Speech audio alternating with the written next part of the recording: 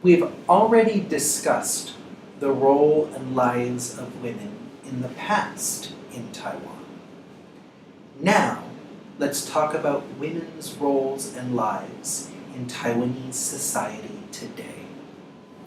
We're going to talk about feminism in Taiwan, and we're also going to discuss the modern idea of marriage. As you should already know, women in the past were controlled by customs and rules and were highly limited by society. They had no rights and were often treated as property, with no control over their lives. This was true not only in Taiwan, but in other countries all over the world. However, over time, women have gradually received the rights that they deserve. Feminism is a movement, one that stands for the rights of women.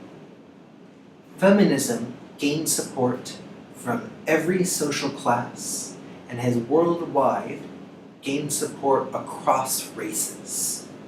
Feminism advocates for equal rights and equal status for women. Its goal is to define, establish, and achieve equality for women. So what does feminism fight for? Feminism emphasizes the need for equal rights and dignity for women.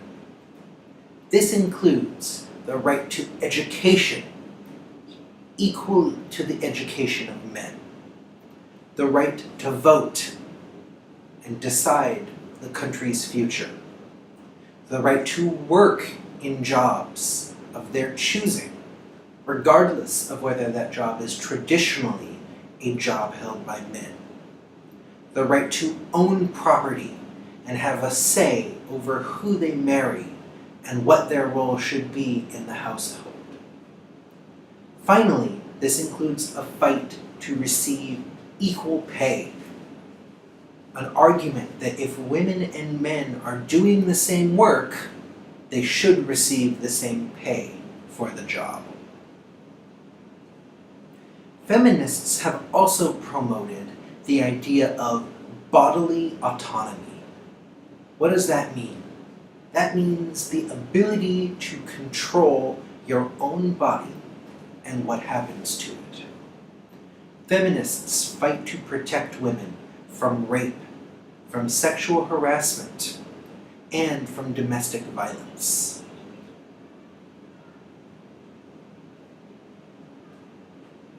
The word feminism was originally coined by a French philosopher, Charles Fourier, in the year 1837. Here is a drawing of Fourier. The words feminism and feminist, which refers to a person who fights for feminism, first appeared in France and the Netherlands in the year 1872. These two words later appeared in Great Britain, mostly in the 1890s, and in the United States, beginning around 1910.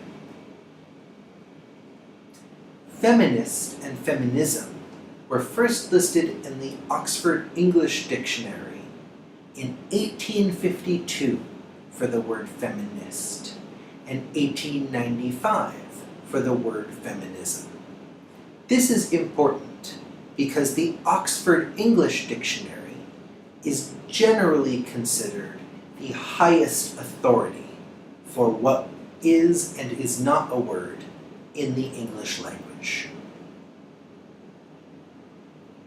Historically, feminism is generally divided into three waves.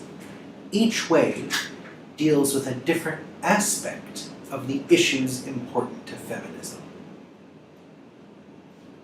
The first wave of feminism began during the late 19th and early 20th centuries. In the first wave, feminists' primary focus was gaining political power. For example, the women's suffrage movement. Suffrage refers to the ability to vote in elections.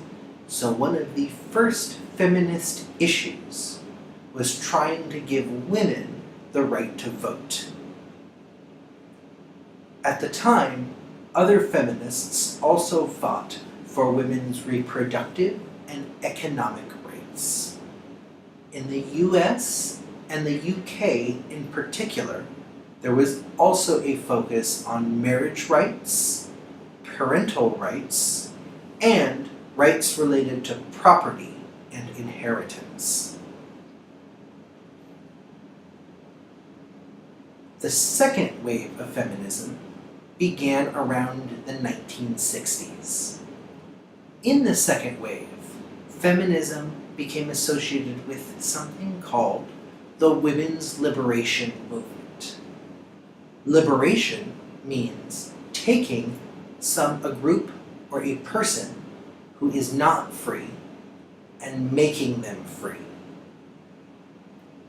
A movement is when a group of people work together to try to argue for an important social goal. So the women's liberation movement means a group of people working together to try to make women more free. Feminists were concerned with issues of equality, in particular, ending gender discrimination. That is, ending situations where men received better treatment than women. They hoped to achieve legal and social equality for women. Third wave feminism began in the early 1990s. While the second wave of feminism saw some success, there were places where second wave feminism failed. For example, in the United States, an attempt to amend the US Constitution to guarantee equal rights for women never succeeded. In the third wave, feminists not only continued to pursue issues important to first and second wave feminists, they also found new issues that set them apart from second wave feminism.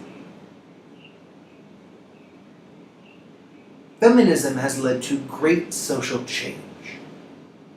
For example, feminism has increased the employment rate of women and increased the jobs that are available to women who work.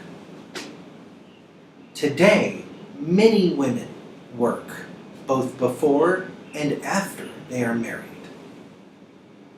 Also, historically, it was common for a woman to take her husband's first and last name.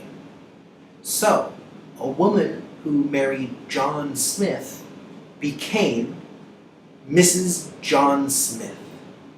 In fact, immediately following the wedding, they would often be announced as they entered the wedding reception as Mr. and Mrs. John Smith.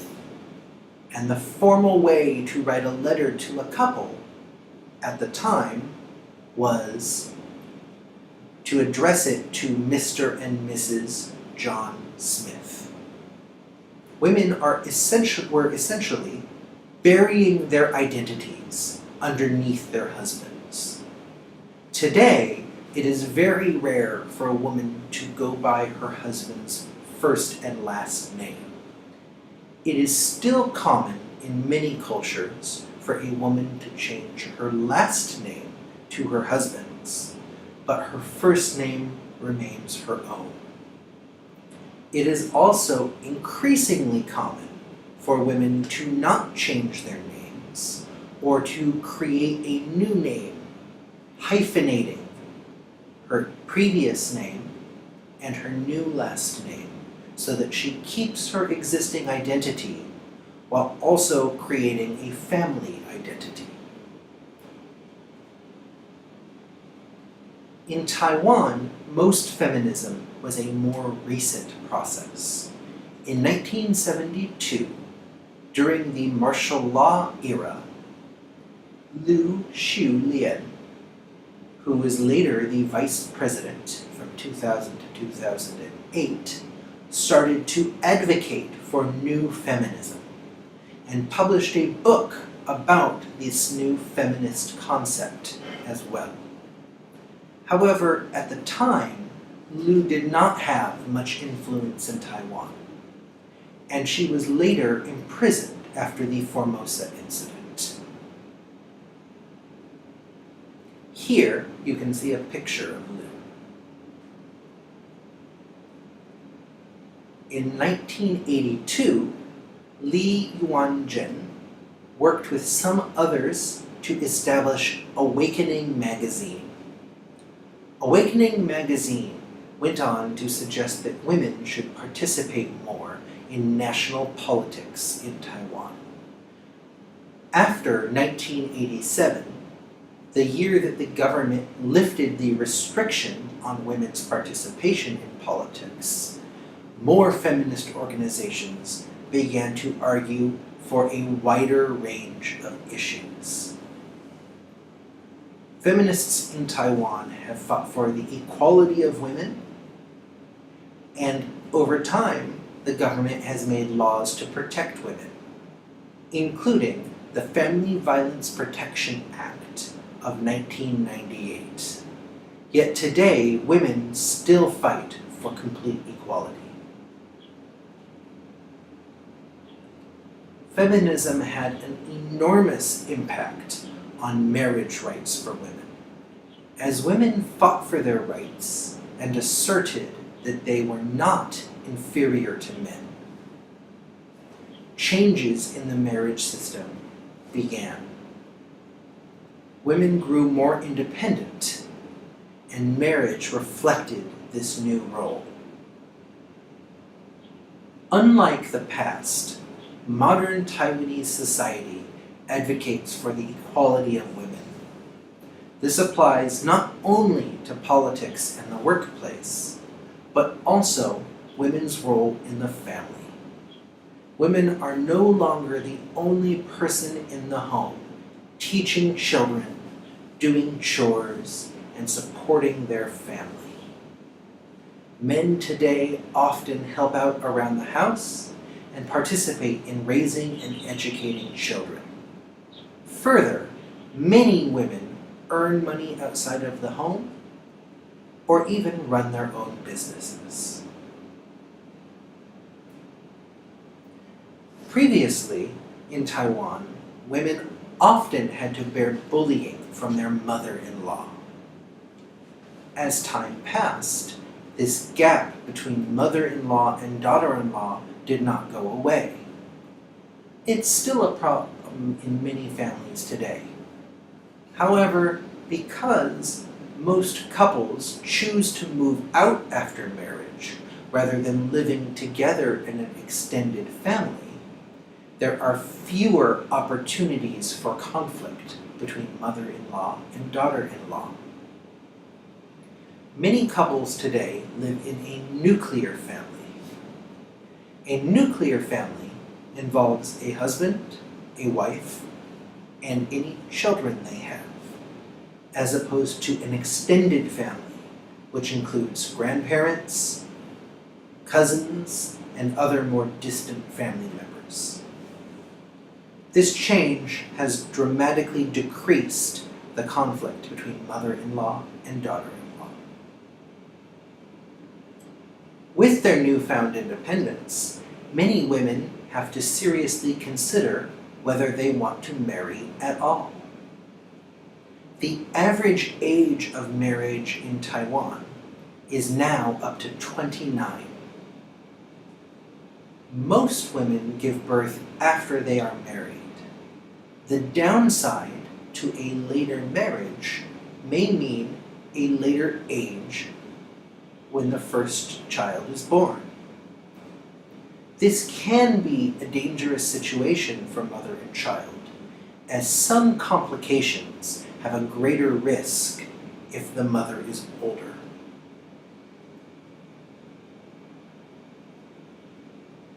It's also more common today for a woman to decide she doesn't want to get married at all. If a woman has a job or runs her own business and is focused on her career and other priorities, then marriage might not be that important. A woman who can support herself financially may feel that a marriage will take away her freedom. This has led to a decline in the marriage rate overall. However, this decrease in the marriage rate is also believed to be one partial explanation for the decrease in the fertility rate, that is, the rate at which Taiwanese women are having babies. It's hard to raise children alone without being married. But the fewer children there are, the more older people make up a portion of society. As the rate of young people decreases and the rate of elderly increases, various social problems begin to show. For example, carrying on the burden of the health expenses of an aging population.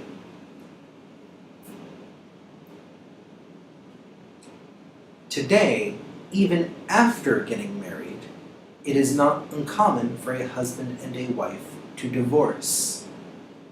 The divorce rate in Taiwan has continued to increase, and divorce changes the form of families. Nuclear families turn into single-parent families sometimes, with only the mother or the father raising the children, without any support at all. Whether it is the mother or the father who has the children, it is difficult for a single parent to find a balance between the needs to work and earn money and the needs to physically be present at home to support the family and to help the children. Some traditional marriage customs are still common today.